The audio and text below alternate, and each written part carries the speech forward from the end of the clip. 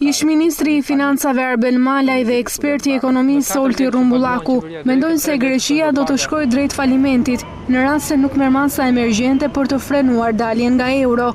Po menaxhimi i krizës do e para qartësi, e dyta kredibilitet, një nga problemet është dhe kredibiliteti i qeverisë. Ndërtimi i kredibilitetit të çdo qeverie në marrëdhënie me trojkën janë elemente qeverisës globale, FMN-ja, Banka Botërore, G20, të gjithë janë unik. Si ka mundësi që të gjithë janë unik dhe ndaj të gjithë pas kanë dashakësi nga Greqia. Jo, unë besoj që qeveria greke, edhe pse erdhi me një paket populiste dhe që ekspertët e parashikonin që do ta realizonte dot. Greqia nëse nuk është lyen pas 3 ditësh, dhe normalisht nuk është lyen dhe nuk bën dot marrëveshje, ndoshta kuptohet është gjithçka në dorë të Bankës Qendrore Europiane për të vazhduar mbështetjen ndaj bankave greke, mbështetjen e likuiditetit ose për të tërhequr nga mbështetja e likuiditetit. Dhe nëse tërhiqet nga mbështetja e likuiditetit bankave greke, kuptohet Greqia, bankat greke janë krejt pranë falimentimit. Ky është rezultati i drejtpërdrejtë. Duke e konsideruar të pritshëm vendimin e Eurogrupit për të mos shtyr afatin e shlyerjes së këstit të radhës nga Greqia,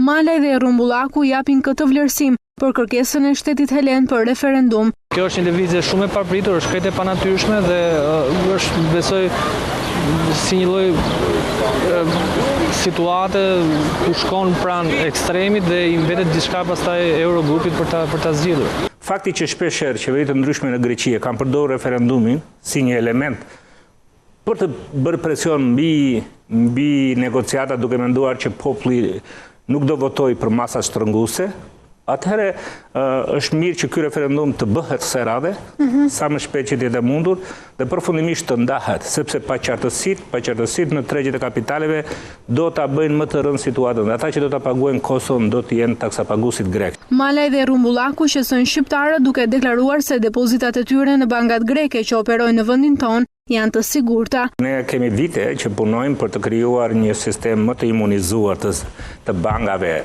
që janë në vendin tonë. Ato janë shkëputur nga një lidhje varësie drejt për drejt nga bankat mëm, kanë kapitalin e tyre, kanë treguesit e tyre, kështu që nuk besoj që ka ndonjë shqetësim. Bankat që janë në Shqipëri, bankat greke, fatmirësisht që nga viti 2009 janë të shkëputura nga mëmat e tyre.